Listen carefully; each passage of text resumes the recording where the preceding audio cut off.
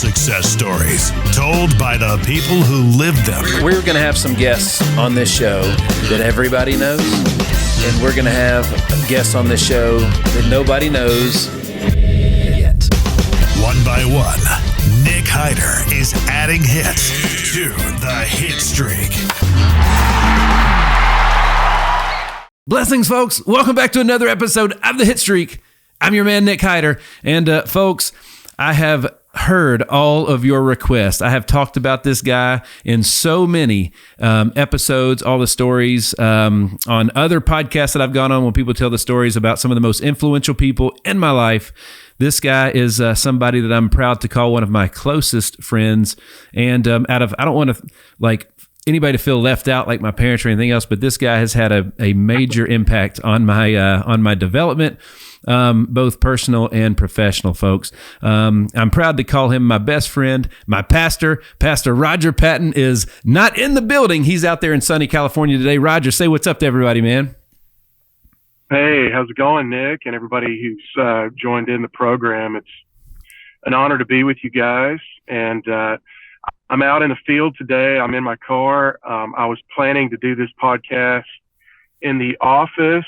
However, about 20 minutes before we were scheduled to go on and I was set up, I got a call from one of my church members whose husband has been ill for some time, is actively passing away. So I actually drove over him in front of the care facility, and I've got about 30 minutes before I meet her to go in and spend some moments in prayer with her husband of, I think they've been together 50 years. And wow. So she's got to say goodbye to him today. And that's just part of what I do. And, I hate that things like this get cut short that you want to do and you get excited to do. But in ministry, you've got to always be ready to kind of go with the flow and see what's going to happen next and be there, walk with people through those kinds of situations. So that's what's happening today. And I hope maybe in the next 20, 30 minutes we can, figure some of these things out together. But absolutely. Well, man, and again, we're going to be lifting all those folks out there up in our prayers as well. Yeah. But so, man, I just one of the most common questions I get asked, Roger, is how did I get where I'm at? And it really one of the most pivotal places in my life. My buddy Nick Alfano says it's his man in the mirror moment.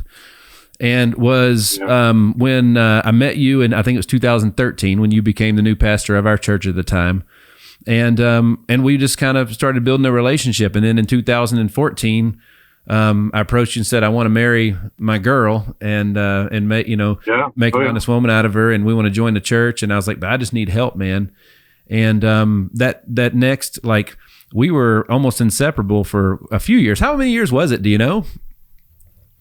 I don't know. I mean, we met in 14. That's when I started at Tusculum, and summer of 14. And I think you and I just became friends right away. We had a lot of common interests. We started working out together. Yeah. And just hanging out together. And I don't know, we just had a kindred spirit. I think God just put us in each other's lives for that moment. And as I was getting to know you and Ree and Ethan, I mean, you were talking to me, and you were definitely trying to grow your spiritual life. And I guess I put on the good pastoral hat and good big brother friend hat. I was like, well, you need to make an honest woman out of her, man. You need to take that step and, make that movement in faith. And you were like, yeah, I want to do it. But you totally surprised me, because you were like, one day, I think we had lunch or something, and we'd been hanging out for a while. You're like, dude, I want to get married at church. And I was like, oh, that makes sense. He's like, you're like, no, I want to get married during a worship service. And I was like, okay. And you're like, can we do that? I was like, well, yeah, we can do anything. But so we had to put our heads together and figure that out. But it was a really cool, it was just a cool thing to be able to walk with you guys through that and just to get to know you and love you, the way we do. And I've learned in ministry, there's no perfect life or marriage.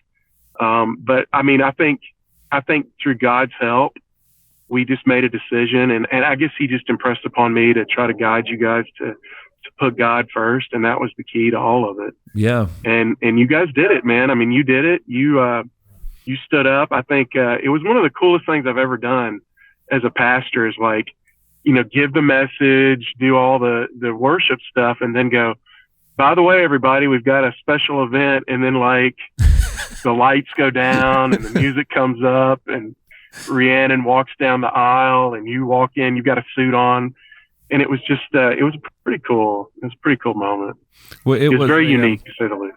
It truly was, and it was such a special time in our lives, and because at that time we were not professionally, we weren't achieving great things. You know what I mean? I literally couldn't afford to marry her, and that was the biggest reason that we hadn't gotten married to that point. Yeah. But I just so I've referenced you so many times that I've been needing to get you on. And next time you're in town, we're going to do a part 2 in studio for sure when you're in town. But I've told a lot of the stories, and quite frankly, there's been a lot of the comments and feedback that you get from those stories, especially on YouTube and other social media platforms. They're only getting the sound bites or the short versions of those stories. They're not getting the whole thing. I wanted to just kind of unpack a few of those moments today to talk about. People ask me a lot, what did he do for you? I'm like, well, it's hard to describe because I don't know. Everybody needs who you were to me and are to me in their life. Everybody needs that. And I don't know exactly how to define it. Maybe we can unpack that and figure that out today. Yeah. Well, I think first and foremost, we shared faith. I mean, you grew up in the church. I grew up in the church. We grew up in the same, essentially religious background. Your family was Church of Christ, and I actually went to a Church of Christ school at Lipscomb. I think your dad went there as well. He did. So we had that shared faith, and then we both grew up in this strange church called the Templeton Presbyterian Church that nobody outside of like a few places in Tennessee and Kentucky have ever heard of. That's right. So it's a unique kind of denomination, smaller denomination, and I think we had that shared kind of faith background. Kind of similar family backgrounds. Grew up in the same city. We're not that far apart in age. I know I am older, and I got a whole lot more gray hair than you do, and, and that kind of stuff. And gray beard. Mine's altered. Well, I've tried to alter mine, but it just doesn't match. So I just let it go. But I think we had a lot of just shared experiences that were there, and I think we were both like, I was a pastor, and you were trying to kind of rediscover who you were after sports and some other business stuff, and I think we were like looking for the same thing, and that was like, where is God going to lead us next? And we just kind of came together with that common core of faith and family values. And I think the biggest thing that, you did for me as much maybe as I did for you is we were just able to kind of grow together and discover stuff. Neither one of us are afraid to try things. Yeah. And that, I think that was a common thing that brought us together. Like that crazy VBS where and I think they're trying to make fun of us, but yeah, it kind of turned into this whole thing like, hey, will you be Hans and Franz? And we're like, okay. And we just made complete fools out of ourselves, but we didn't care because it was for God and it was for the church. And we were just willing to take risks and try new things and really be open to what the Spirit might lead for us. And I think that was the key to it.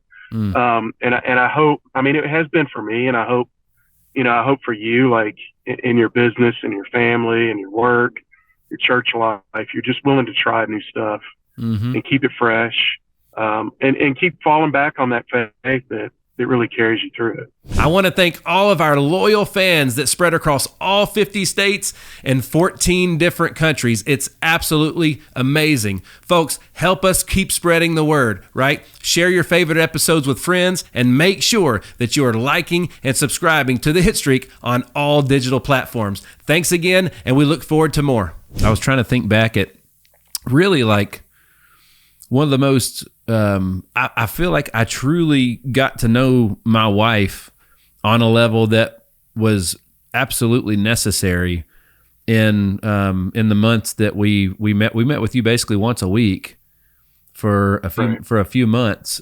before we did before we got married and did all that. And it was just a place where, I don't know, back then, even now, even, maybe I didn't want to hear, I wasn't able to listen. And, but in that setting, I learned so much about her backgrounds, like family history, and like all the things that make her who she is, and who I absolutely love. But like, right. I don't know, I got to know her on a level I had never experienced before. And then we've been able to continue that the whole time, and, even when you left, it was a big void. It was, we missed you guys tons and tons and tons. And it got, over time, it got more and more normal to not have you around all the time, because we were with you guys 3 and 4 days a week, it seemed like, for years. For years, yeah. But what was it do you remember? What was it that, because again, you went to school to do this stuff. It wasn't like, hey, I'm a pastor, come let me school you. It was like, it was thought out. Right. It was a curriculum. It was planned. Tell the folks a little bit about what you did for us. Well, I mean, I always want to meet with people when we do like premarital counseling, if I'm going to do, and I guess I knew we were going to do a wedding, but, wasn't exactly sure how it was going to take place. But I mean, for me, it's just something I developed with my wife, and just biblical understanding of what makes marriage biblically. Mm-hmm. I mean, because I think marriage, Genesis chapter 2, the first man and woman, God marries them. He basically institutes marriage between Adam and Eve, and it sets the model for the rest of humanity. And that was God's design for us to be together like that. So, I mean, I'm not a therapist or a counselor. I'm just a pastor. And I know that biblical marriage is just a key to the Christian life and the church life, and I think really our human existence. So, I mean, it was thought out in the sense that I sat down with my wife one day and I was like, what? Because we've been married 25 years. And so maybe 10 years ago, we've been married 15. I was like, what do you think has been some of the keys to our success? And she's a very godly woman. And she just kind of gave up kind of what she thought were 4, 5, 6 things that she thought were really important. And I took those and I went to the scripture and I was like, where are these in the Bible? Like laughter and trust and, mutuality and, selflessness and those kinds of things that she talked about. And I found all kinds of scripture examples, and I just put together a workbook. And what I found with you guys and other people is when you get people to think, when they go to the Bible and read it and then think about how it might relate to their relationship, the stuff just starts pouring out. And that's really all it is just letting you guys talk about what God's doing in your life or where you feel you need to grow. And then my job is just to kind of guide you. Like if one of them's like, I feel like I'm being more selfish, and obviously to have a good biblical strong marriage is selflessness, right? Right. The scripture says wives, it uses the word submit, which no one likes these days, but wives respect, honor, submit to your husbands. Okay. And husbands, protect your wife. I mean, give your life for her if that's what it takes. Protect her, honor her, serve her. And, in a marriage, when people aren't being as selfless as they should, they're being more selfish, that just kind of comes out. Well, I don't want to submit to my husband. Well, why not? But what about that word scares you or raises some red flag? And so all that stuff just starts coming out. It could be upbringing. It could be the way you've viewed society says that we're supposed to be. And then the Bible just really speaks to that. And so my job is just to facilitate that. And that's what I found with, if I remember with you guys, I mean, if I remember, I mean, one of the biggest struggles, I mean, with you is you were trying to make something, but you just didn't, you knew you wanted to make something of yourself professionally, and you wanted to be a provider, and you wanted to be a good example to your son and, now your daughter, but you just didn't know what direction to take. Like, right. You had 1,000 different ideas, and you were like, well, all of these are good ideas, but I don't know which one's the right one. Well, maybe I should do this and that. And I was like, well, which one do you think God's calling you to do today? And I think that's when it took you a while, but it was like, I think I'm supposed to sell insurance. Yeah. and you're like, I think that's the best way I can provide for my family today. Mm-hmm. And I was like, well, then why aren't you doing that? Let's do it. Yeah. And you're like, I don't have a good reason why I'm not doing it. It Yeah. just, you know what I mean? And it took you a while to like, I think for you, it was like the light bulb went off when you realized I'm supposed to provide and protect for my wife and son. And the best way I can do that is to sell insurance, even though maybe I don't love selling insurance. That's the best way to do it. And God will honor that through my obedience to him. And you did it, man. And that's all it was. You just kind of, you kind of let the other distractions, like the worldly stuff that's constantly just all the noise out there, right? Like there's so much noise. Yeah. And we all feel it. Like I feel it as a pastor. You feel it as a businessman. Our wives feel it as business women and just trying to be mothers to our kids. But I mean, God really wants to give us that abundant life and speak to us, through his leadership. We just have to hear him. And, I think that's what you did. And I just kind of helped you see that. Cause I forget you were into like a half a dozen different things. Yeah. And they were all cool and they were cool things. And you could have been successful at maybe any of them, but I don't know. You tell me what you thought. I think the moment was, and actually I remember when you told me we were it was a pizza place. It used to be in Lenox Village. Do you remember that place? Was it Pie in the Sky? It was Pie in the Sky. Yeah. Dude, we were there and we were like eating pizza. And I don't know what, cause we're hanging out all the time. And you were like, I don't know. Do you remember this? Like you looked at me, you go, man, the Lord told me I'm supposed to go all in with insurance. That's I was right. like, good for you, man. You remember that? I remember. I remember the table we were sitting at. It's literally across the street from where I'm sitting right now. Crazy, man. Mm-hmm. It sure is. Because this place that I'm in today didn't exist. No, no. And you had no idea what was going to happen, but there's no like real trick to it. It's just, you knew, I think through our, and this was us just studying scripture together, that God had called you to be the leader of your family. Mm-hmm. First and foremost, to love your wife with everything you have, to provide for your son, to lead your family.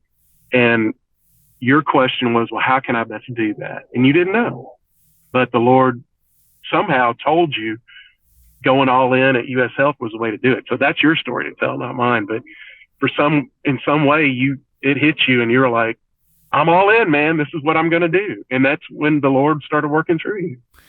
There was, I think really what you challenged me to do was, I was bad about, Dad used to always call it the idea guy. Everybody's got the ideas, but it's, and now in the place that we're at now, people bring me ideas all the time. And I'm kind of on the other side now where I'm like, hey man, I love it. You get it to this point and then that'll prove concept and then bring it back. So I was real bad about, I should say real good about having the ideas and kind of getting them moving but not really knowing how to finish them. And so basically that was what was happening is I was kind of twirling all these plates spent on, at the same time and dropping them left and right. You know what I mean? I couldn't hold them long enough. And you basically taught me how to commit to something. Like you actually taught me what commitment was. Like, and I think about that. I committed to a profession. I committed to a woman, a family. You know what I mean? I committed to praying and saying, and whatever I was told was, whatever I heard was my mission. I committed to that. Like it was all about a level of commitment that I hadn't achieved since sports. Yeah. I mean, I think it was all there. You had that. I mean, your faith probably taught you a lot of that. You were definitely committed to Christ. And we all go through ups and downs in our relationship with him, but you had that strong faith. I mean, you and Rhiannon both did, which was in a lot of ways made my job easier because it isn't like you guys were coming from opposite ends of the spectrum. Like one was a believer, one was not. And I've been down that road, and that's a challenging road. You both had a common faith, a common love of God, a common love for your son. It was just pulling that together, and you had all the ingredients, all that time in sports. Yeah.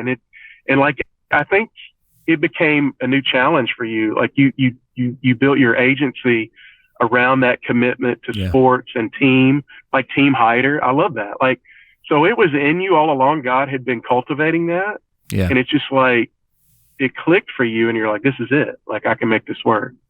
And you did. I mean, and that's what you continue to do. Is those core values, I don't think leave us. They just kind of change and grow as we go through different seasons in life. The Hitstreak is powered by our partners at HitLab Creative Studios. Whether it's launching your brand new podcast, rebranding your current podcast, or taking advantage of any of their other content packages specifically for your social media needs, the HitLab is a one-stop shop for you. Visit hitlabstudio.com for more. I talk a lot about proximity and how important who you surround yourself with is to your future journey. And that was the true definition of proximity for me. Was we spent tons of time with you guys, and that was so good for us. It was so good for us because, like, so this is a story that I get roasted for online, and people roast you too for this. Sorry.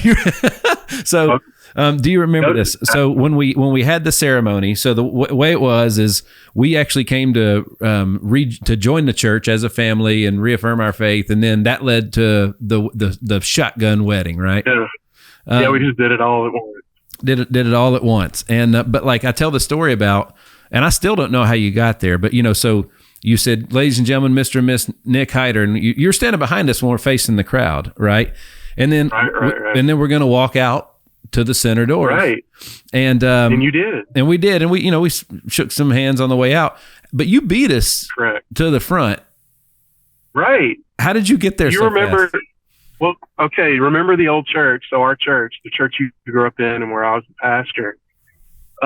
There was before we did like the sanctuary expansion. It had those little those classrooms on the side. Oh yeah. So one side of the sanctuary was open, like where you and your family used to sit, right? Yeah. I guess it would have been like the right, looking out, it was the right-hand side, or if you're sitting, the left-hand side of the sanctuary. And then there was the middle aisle, right? And we added on, made it some more symmetrical, but there were like these Sunday school classrooms on the other side. So I used to always go around, and you could walk through and then get to the foyer, like the front. So that's what I did, because you guys were going down the aisle and people were taking pictures, and I just did my normal like routine around the side. And so I was waiting for you, man, when you got out front, and you were like, it was magic. So there was no trick. I did it every week. It's just, I couldn't do it once we renovated, because, the way when church would end, everybody would, I'd get the final benediction or whatever. And then everybody just kind of rushes in the middle. So my little strategy to greet people as they left would be to go to those classrooms. So there was that little door. Do you remember that? I do. Know what I'm talking about? I do.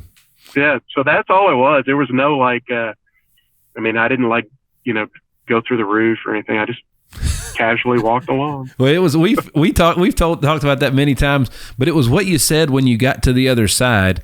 And this is kind of where I always tell people that come at us like, why would your pastor say something like that to you at that time, or so on and so forth? Or like, I'm like, well, you got to know the whole story, right? So, and this was something that we really needed to hear when you said it, because so we meet you at the back and we hug your neck. You say, congratulations. Hey guys, there's one more missing piece here that you got to know, right? So you made two huge decisions, that were spirit led today. And there's a light and a dark side to this story, and the dark side's not happy with the decisions you made, and it's going to do everything that it can to fight you back. There was a show on Hulu that in 2016 starring James Franco that was called 11/22/63. It's about the JFK thing and how he wanted to go back in time and change the past. But the theme is like when they were going to change the past would fight back and make it really hard on them to do that.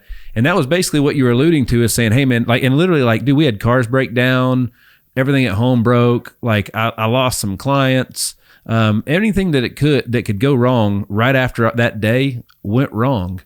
And that was what you did, is you said, guys, there's another side of the story. Just understand that like bad things might arise to distract you. Sure.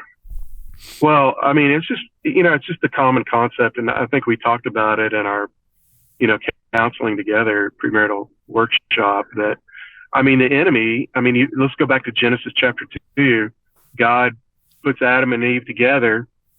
He makes the first married couple, institutes marriage. Therefore, a man leaves his mother and father and joins his wife, and the two become one flesh, right? Mm-hmm. And so Adam took Eve as his wife, and they were both naked and neither were ashamed, right? That's Genesis. That's the very end of Genesis 2. God puts them together. And then what happens in Genesis 3? I mean, the serpent comes to Eve and says, hey, yeah, what's the deal with this tree that you're not supposed to eat?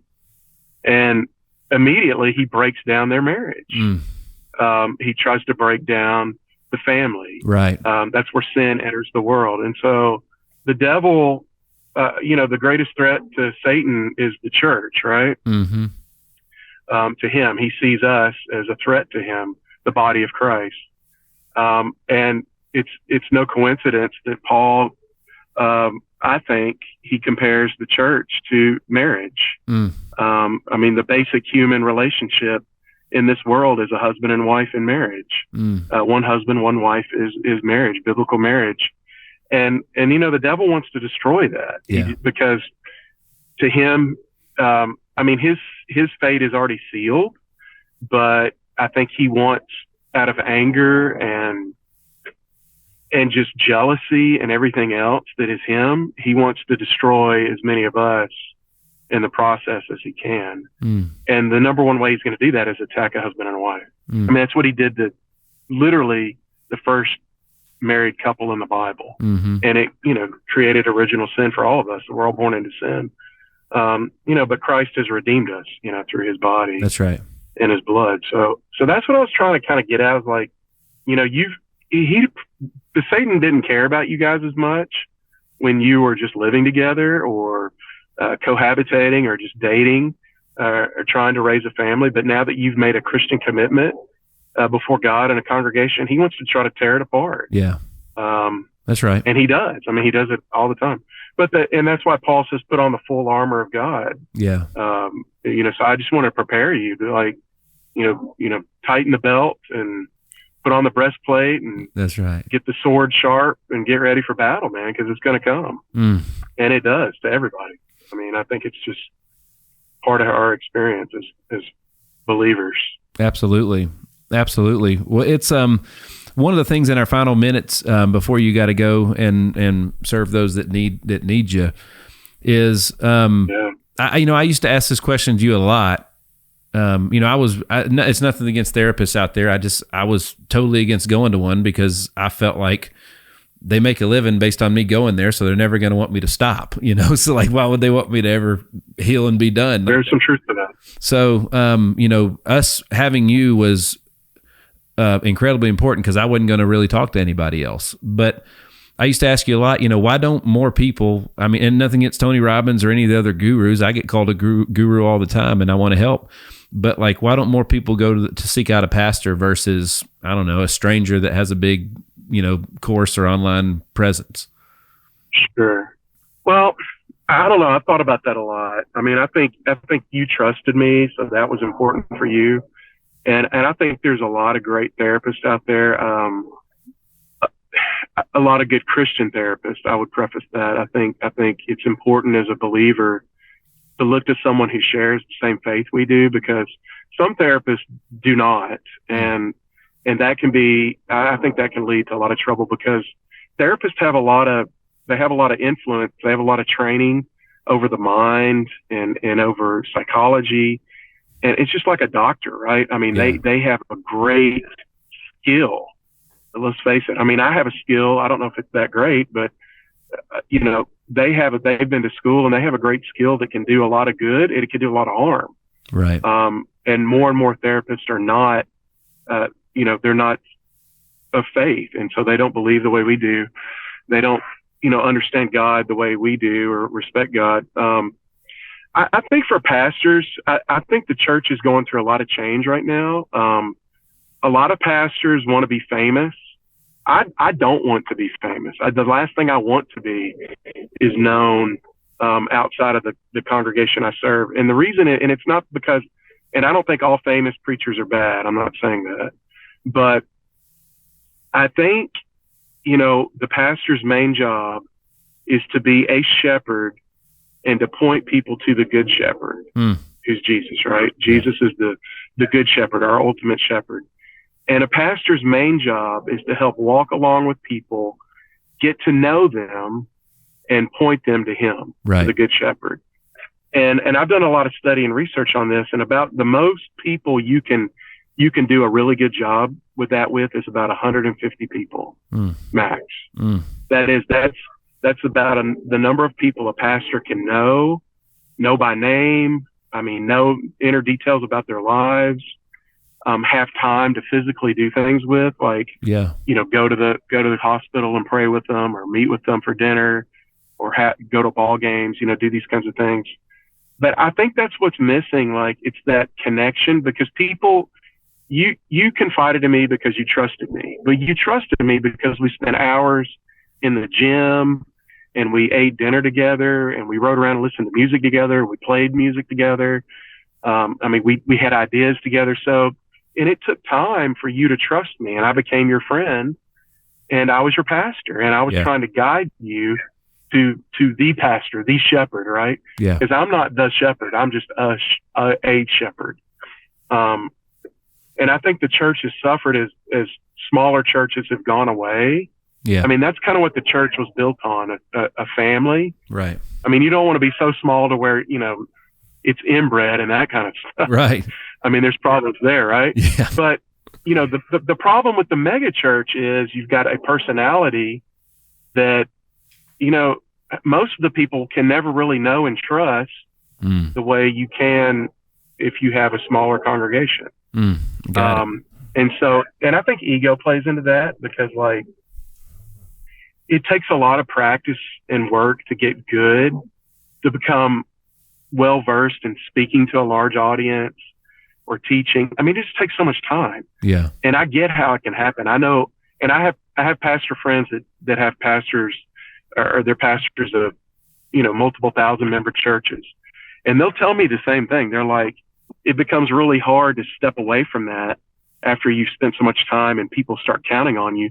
But they will say, look, man, I wish I could pastor 150 people. Yeah. Because that's who I can shepherd and who I can lead to Christ. Got it. And it's okay to let people go. I mean, let them move to another congregation and bring in new people and shepherd them. And it's hard. I mean, in ministry, it's hard to lose friends and to let people go because you love them so dearly. Yeah. But you got to see the bigger picture. Like, they need to know the good shepherd, and it doesn't take away your friendship. That's right. So I don't know. I think the church is changing right now. Smaller churches are closing. They're dying. They're closing.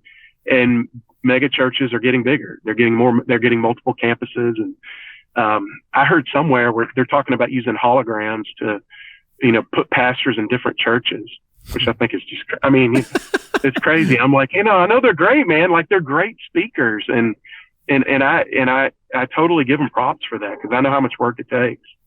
But it's like, let somebody else do it. That's right. Like, you know what I mean? So we'll see what happens. I think it's a transition. I think the key is people need to learn to trust the church again. Like, we've lost trust. That's it. And some of it's our fault, but some of it's the enemy's fault. I think the enemy has attacked us in such a way and tried to break us apart that we've lost credibility and trust. The Bible doesn't change, man. The Scripture is God's word, and it's life. I mean, it's what He wants to give us, and we just got to go back to it. We got to be committed to it, and we got to be humble about it. A lot of pastors are like, here's what the God's word says. And they're right. They're not wrong. I mean, I don't disagree with what they're saying. Maybe I disagree with how they say it. Yeah. And understand a lot of people just don't, they've been hurt and they don't know. Yeah. Like, what's up, what's down, what's right, what's wrong.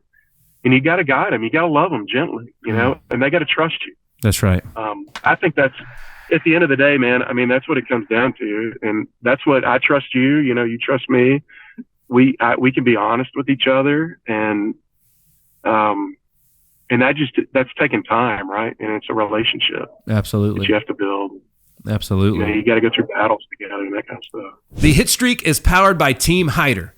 Team Hyder has been serving you for 11 years and has racked up over 20 national and local awards for excellence in all areas. When it comes to finding the right health plan, we need to consider your family's needs and your family's budget. That's what we do to serve you. To look further and to book an appointment, visit teamhyder.com. You know, when we do part 2, when you can get in town, pack a lunch. We're going to be there for a while. We're going to be there for a while. Dude. Yeah, I know we could go a long time, man. We got some good stuff. That's right. Well, I know you got to go handle business. And again, we're going to be praying for you and that family and everybody else that's touched. Folks, we've had Pastor Roger Patton, the pastor of Templeton Presbyterian Church out in California. TempletonPres.org is their website. You can catch Roger on Instagram at Pastor Roger Patton. Roger, any final notes before we bring this sucker to a close and I'll let you go? Man, I just let me ask you this. So in this new season of your life, where do you feel God's calling you now? So yeah, we've done a lot of rearranging, and I'm being told to create time because something's big is coming. So that's what we're doing, is rearranging and creating time. The biggest thing is like just rekindling some relationships that are badly and sorely missed, to create time for that stuff like this one right here. Eyes and hearts are wide open. We're still figuring that out right now. It's just create space and create time so that we can do those things. Something really cool's coming. Yeah. Good. Well, keep at it, man. Absolutely. I mean, I'm praying for you, brother. I know. And, come to California and see me, man. I plan on it.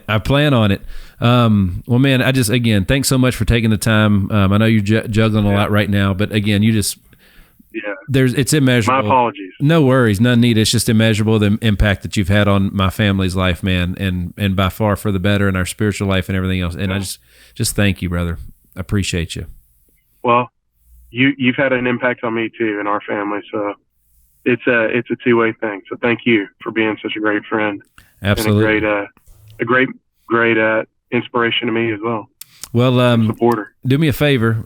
After you're done with them, shoot me a text and let me know. I'm gonna give you a call and tell you what we did today and anything else. But will do. I love you and I'm grateful for you, man. You can hop off anytime. I'll dismiss everybody else.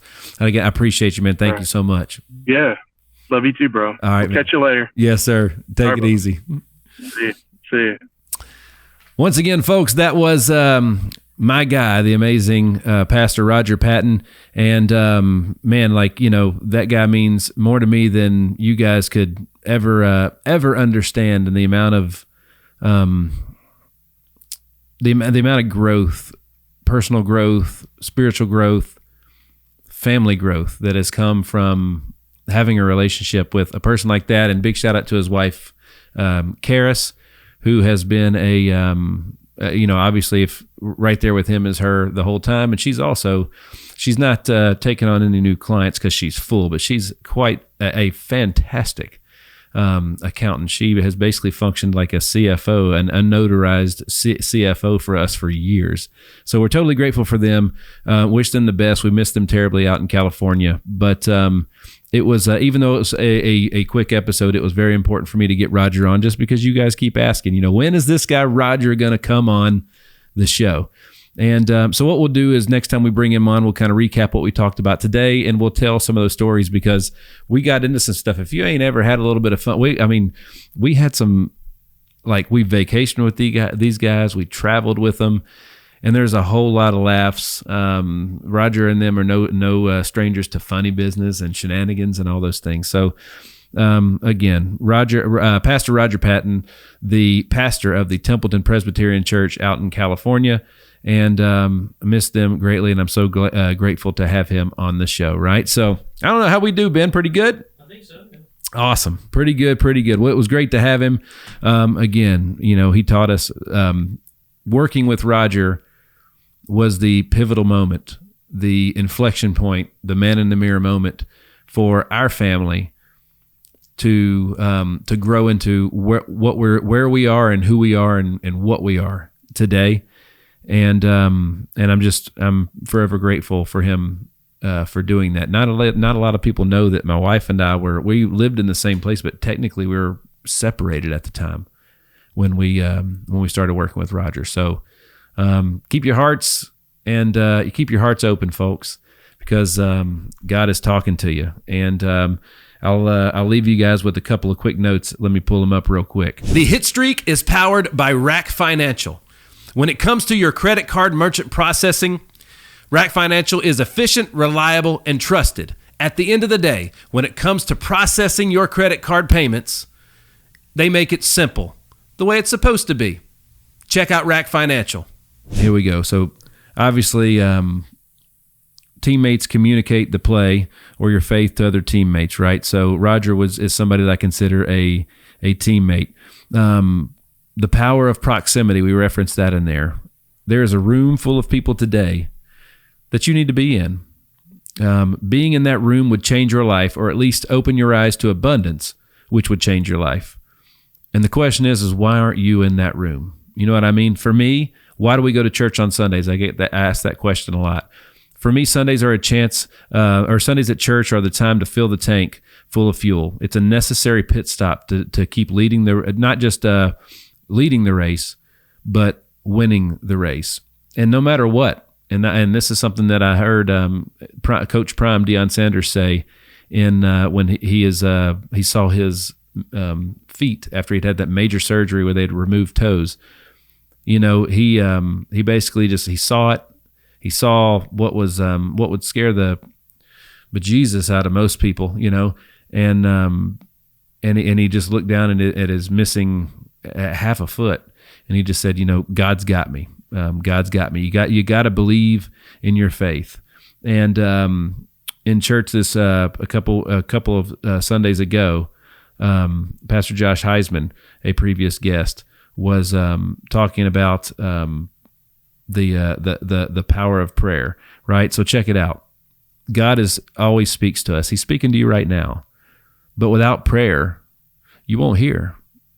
Without prayer, the door is closed. So prayer opens the door to hear God when he speaks to you. And we talk about this a lot too, about how you when you're looking for God, when you're trying to find your faith, you find God in other people. That's where you see him. And you see him in people like Pastor Roger. So I would encourage everybody to find your Pastor Roger Patton, and take that family of that person on and make them your family, because that's what we did in Together. And I got to see them this year at Thanksgiving when they were in town, and it's just like we never miss a beat, man. So find your Pastor Roger Patton. Find the person that's going to help you get grounded in your faith and committed to your faith. Because once you find your faith, you find out who you actually are and what your purpose is here, right? So, well, that's my soapbox today, folks. That's my soapbox today. But again, so thankful to Pastor Roger Patton of the Templeton Presbyterian Church out in California. Check him out online. Templeton, it's at TempletonPres.org, Templeton, Pres.org, and on Instagram at Pastor Roger Patton. Roger, I'm grateful for you, buddy. Thanks so much. Folks, thanks so much for tuning in to another episode of The Hitstreak. I am your man, Nick Hyder. God bless.